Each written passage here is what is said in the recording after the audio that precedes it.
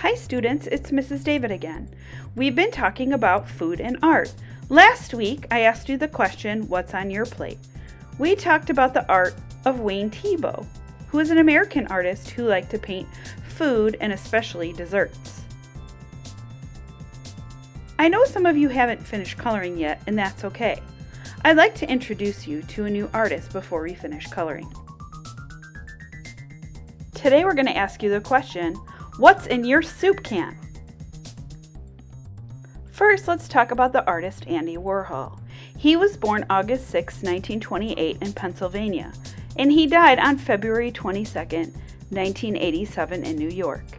He's a famous American artist that focused on advertisement and pop art that goes along with what was going on during the time he was making it in popular culture in the 60s when he became famous. He painted celebrities and food packages using repetition and bright colors.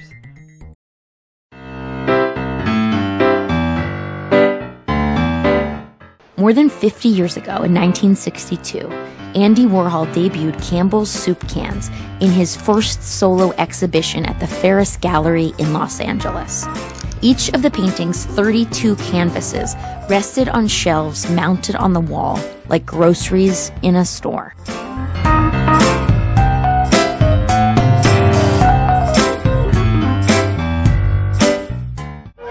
Have your favorite Campbell soup and sandwich, they belong together, like Mr. and Mrs.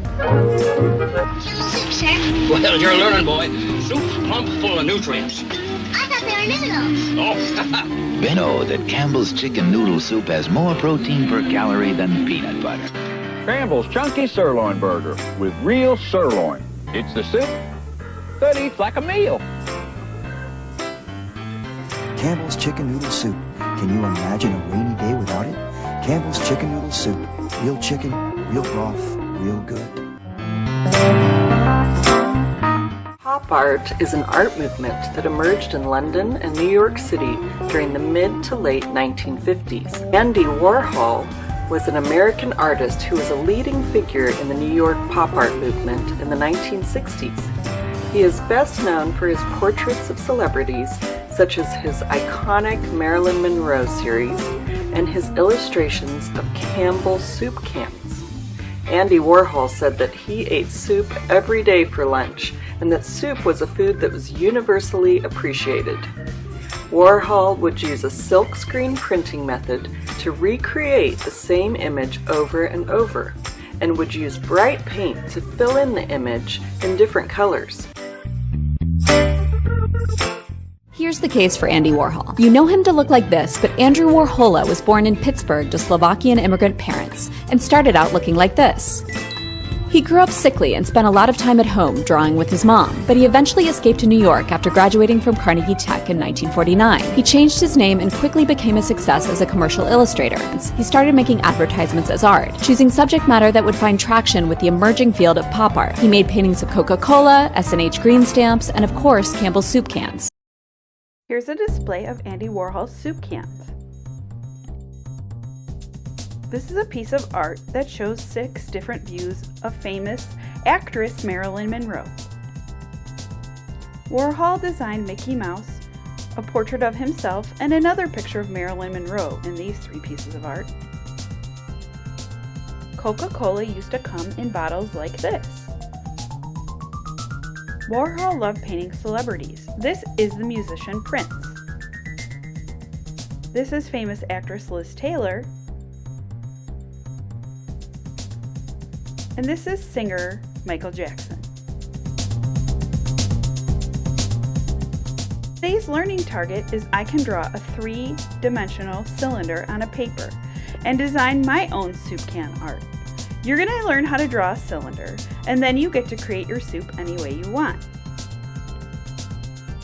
Step 1. Draw an oval for the top of the can. Draw it big so it takes up the whole page.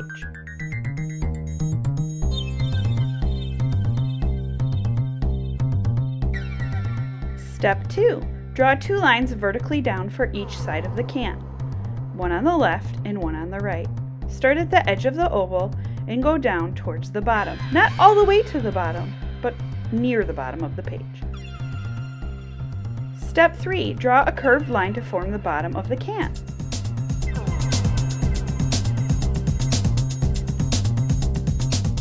Step 4. Add the label and get creative. You get to design your soup can any way you want. It doesn't have to be a Campbell's soup can. Here is the step-by-step sheet that I will include in the Seesaw activity. My soup is called Art Soup, and I'm going to add more detail and tell you what's in it. Some students like to fold their page into fourths, in half and then in half again, and create 4 soup cans. If you choose to do more than one can, they don't all have to be the same kind of soup. You can create different soup cans or cans that are the same. Don't forget to take a picture and share your drawing with your teacher. You might not have time to color today, and that's okay, because next week we'll have time to finish our food art and our soup can art for our last art and food combination. I hope that you have a great week.